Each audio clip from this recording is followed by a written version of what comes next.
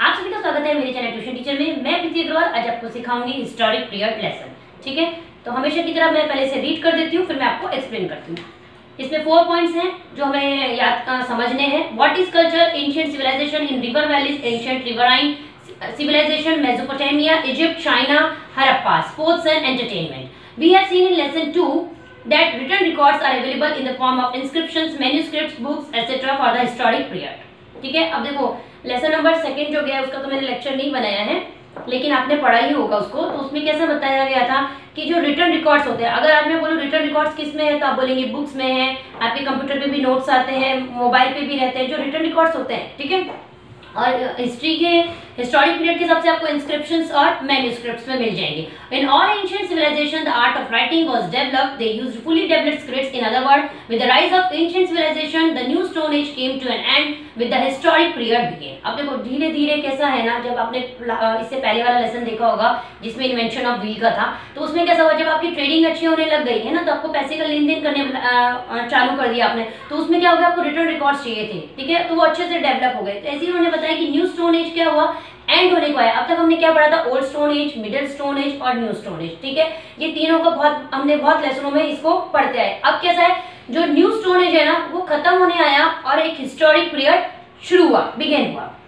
What is culture? Humans and all other animals are dependent on the environment and nature for satisfying their needs. देखो हम humans हो, इंसान हो या जानवर हो, ठीक है, नेचर पे डिपेंड है। ठीक है, ताकि क्या है, हम अपनी जो नीड्स हमारी फुलफिल हो सके। However, other animals do not cause any significant change in their surrounding. For example, bear lives in caves and monkey lives on trees, but human builds houses. देखो बहुत सिंपल है, जो भालू है वो क्या बोलते हैं ना, केव्स में रहते हैं, मंकी ट्रीज पे रहते हैं। उनको जो एक परमानेंट बोलते हैं ना, एक फिक्स हो गया कि ये इसमें रहेगा, ये इसमें रहेगा, जानवर है ना, ये हो गया। लेकिन हम इंसान है ना, हमारी ख्वाहिशें एक तो सबसे ज्यादा है, जरूरतों से ज्यादा तो हम लोग ख्वाहिशों में जीते हैं। लेकिन नॉर्मली तो भी आप देखो तो ह्यूमंस के है ना हाउसेस डिफरेंट है। It means that human change the natural character of our surrounding to some extent. Human do not eat their food in its natural form as other animals do. Yes, देखो जानवर कच्चा खाना खा लेते हैं। कोई होगा जैसे कुत्ते को रोटी डालते पका के डाल देते हैं, लेकिन कुत्ते को ऐसा नहीं होता है ना कि उसको पकी हुई रोटी चाहिए, उसको बेचारे को जो मिल जाता है वो खा लेता है। लेकिन हम इंसान क्या होता है, कुछ ही चीज होती है जो कच्ची खाते हैं। जैसे हम बोलते हैं ना कि सलाद खाओ तो ताकि आपकी हेल्थ अच्छी रहे, तो वही कच्चा खाते हैं। टमाटर हुआ, ये ककड़ी हुई, खीरा हुआ, वही हम कच्चा खाते हैं। लेकिन जो खाना होता है, हम बोलते हैं ना आटा, कच्चा नहीं खाते हैं, उसको मम्मी हाथ में घुटती है, फिर उसकी रोटी बनाती है, सेकती है, तब हम खाते हैं। दे रोस्ट और कुक द फूड। यस, देखो हम या तो खाने को बोलते हैं ना पापड़ हो, तो उसको कैसे रोस्ट करते हैं, सेकते हैं या फिर पकाते हैं खाने को। ओ और in other words they process food stuff before eating them. या और भी जो प्रोसेस होते होंगे बॉइलिंग के, कुकिंग में जितने अदर प्रोसेस हुए वो हम करते हैं खाने के लिए, और फिर उसके बाद हम खाना खाते हैं। They process many substances in a similar manner. They work on stone, metal, etc. to make tools and various objects. अब देखो ये टूल्स के बारे में तो कब से पढ़ते आ रहे हैं ना, पहले स्टोन टूल्स, फिर मेटल टूल्स। ठीक है, They make pots, bricks and many other things from clay. देखो अभी हम pots, bricks, जो बहुत सारी चीजें है ना मट्टी की बनती हैं।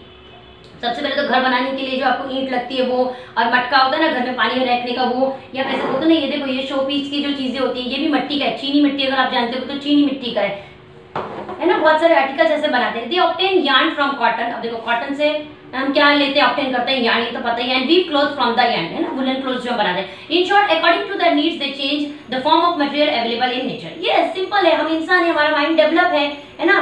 जो आलसी है उनको तो छोड़ दो, लेकिन जो लोग का एक्टिव है उन्हें पता है कि इस चीज से वो क्या बना सकते हैं, तो उसको वो चेंज कर देते हैं। यानी जो चीज मानो कच्ची है उसको पका के खा लेते हैं, या अगर वो सिंपल चीज है उसको बुन के कपड़े का डिजाइन चेंज कर लेते हैं, ऐसा। They need skills to do this. Yes, देखो मैंने अभी पहले ये लाइन पहले बोल दी ना कि अगर आदमी के अंदर स्किल है ना, होशियार है ना, तो वो चीज से बहुत कुछ बना लेगा।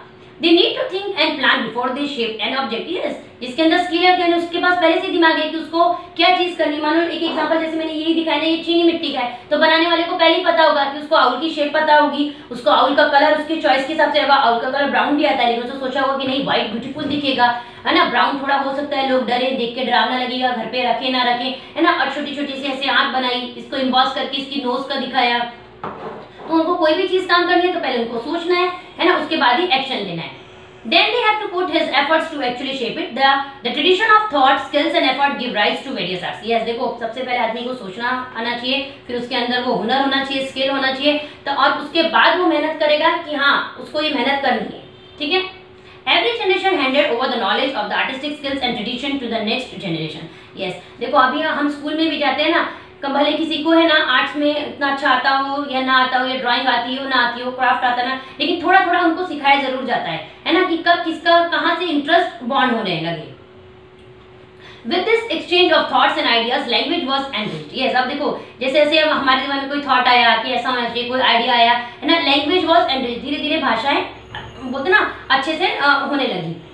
The knowledge of various arts, skills and traditions inherited from generation to generation and the way of life founded on that knowledge is what we call culture. Yes, देखो अभी जैसे हम बोलते हैं ना कि हाँ भाई हमारे यहाँ ये रीति रिवाज है, हमारे यहाँ तो ये रोटी इस साइज की बनाई जाती है ना। अभी आप देखो कि अगर आपने देखा होगा ना कि हम जो यूपी साइड से या दिल्ली साइड से बिलोंग करते हैं, जब हम रोटी बनाते हैं तो प्लेट में ऐसे गोल रोटी पूरी रख देते हैं, ठीक है। लेकिन अगर आप महाराष्ट्र में आप लोग होंगे, आपने कभी अपने फ्रेंड सर्कल में देखा होगा, तो वो रोटी कभी भी है ना पूरी गोल नहीं रखते हैं, वो क्या करते हैं एक फोल्ड वापस एक फोल्ड करके रोटी को रखते हैं प्लेट में, तो है ना। तो बोलते हैं जिसके यहाँ जैसा कल्चर चला आता है ना, उस कल्चर को फॉलो करते हुए आते हैं, चाहे वो थॉट्स में हो। अब कोई कोई कैसा मानता है कि नहीं हमारे यहाँ ऐसे पूजा पाठ होती है, हमारे यहाँ मेहमान आता है तो कोई कोई देखो सिर्फ पानी देता है, कोई कोई कैसा करता है पानी और साथ में खाने का साथ में देता है, और किसी किसी के यहाँ क्या होता है पहले सिर्फ पानी दिया जाता है, फिर चाय के साथ में जो नाश्ता देते हैं वो देते हैं। तो यानी उनके यहाँ पे ट्रेडिशन जिसके यहाँ पे जैसा है ना, जनरेशन टू जनरेशन जो जैसा सीखता है ना वो वैसा करता है, ठीक है, उसको बोलते हैं culture. Ancient civilization in river valleys, culture which flourished in the new stone age were based on an agriculture way of life. अब देखो ये तो अभी हमको समझ में ही आ गया कि सबसे पहले जब तक हम पढ़ते हैं न्यू स्टोन एज में क्या था, एग्रीकल्चर, ठीक है। Fertile soil and constant water supply are essential for growing food crops. ये तो बहुत सिंपल है, ये अगर आपको फिल इन द ब्लैंक्स में भी आ जाए तो आपको याद रखना चाहिए, और ये बहुत जनरल नॉलेज का क्वेश्चन है कि कोई भी क्रॉप को उगाने के लिए है ना आपका सॉइल कैसा होना चाहिए, फर्टाइल। फर्टाइल मतलब उपजाऊ, जिसमें है ना आपका जो भी आपने बीज बोया है ना वो ग्रो कर सके, है ना। और कंस्टेंट वाटर, आपकी मट्टी अच्छी है और मट्टी सूखी जा रही है ना, उसको पानी नहीं दोगे तो क्या होगा, कुछ नहीं होगा ना, वो क्रॉप ग्रो नहीं होगा। Naturally, people in the new stone age established their village settlements on the bank of various rivers. The new stone age culture flourished along the river banks. ये देखो ये तो पहले वाले लेसन में ही था कि न्यू स्टोन एज वाले क्या करने लगे थे, जहाँ उनके क्रॉप्स ग्रो होते थे तो विलेज के नियर में वो बोलते ना सेटलमेंट करने लगे थे, वहीं पे वो रहते थे, और इसकी वजह से उनका जो बिजनेस था ना वो अच्छे से फ्लरिश होने लगा था, कल्चर उनको फ्लरिश होने लगा था, ठीक है। अब देखो यहाँ पे है ना एक ये आपको दिखाया है मैप, ठीक है। तो यहाँ पे है ना ये ओशंस दिए हैं, आर्कटिक ओशन ऊपर, Pacific ocean, Indian ocean, Atlantic ocean, ठीक है। ये सब पढ़ते रहना है, अरे नहीं हो गया ना चलो छोड़ो नहीं करना है, थोड़ा थोड़ा हम बेटा कभी कभी फ्री टाइम पे ना इनको पढ़ते रहना चाहिए, ठीक है। अब इसमें देखो क्या पढ़ना है आपको important, ancient civilization in river valleys. Index में देखो यहाँ दिखा है ब्लू लाइन में मतलब रिवर्स है, और जो ये येलो वाला मार्क किया ना एंशिएंट अर्बन सिविलाइजेशन, तो इसमें 4 है जो हमको फर्स्ट पेज पे था, आपने देखो थर्ड नंबर पे 10.3 में Mesopotamia, Egypt, China and Harappa, वो वाला जो पॉइंट है वो ये वाले मैप में शो हो रहा है, ठीक है। यहाँ पे से देखो यहाँ पे जो येलो वाला है वो है इजिप्ट, है ना, मेसोपोटामिया, हड़प्पन सिविलाइजेशन और चाइना, इन चारों के बारे में हमें पढ़ना है, ठीक है। वर्ड्स थोड़े थोड़े आगे हार्ड आएंगे लेकिन प्रैक्टिस करते जाएंगे ना तो याद हो जाएंगे, ठीक है। और आपने इन चारों में से ज्यादा हड़प्पन सिविलाइजेशन के बारे में सुना होगा, ठीक है। एग्जीबिशंस वगैरह में ज्यादा हड़प्पन सिविलाइजेशन का आता ही आता है। तो ये वीडियो काफी लेसन काफी बड़ा है, तो वीडियो बहुत बड़ा हो जाएगा, तो इसको मैं नेक्स्ट लेक्चर में आपको बताऊंगी बाकी की डिटेल में। अगर वीडियो अच्छा लगा तो वीडियो को लाइक करिएगा, शेयर करिएगा, और यूट्यूब पे देख रहे हैं तो सब्सक्राइब करिएगा, और फेसबुक पे देख रहे हैं तो फॉलो करिएगा। Thank you.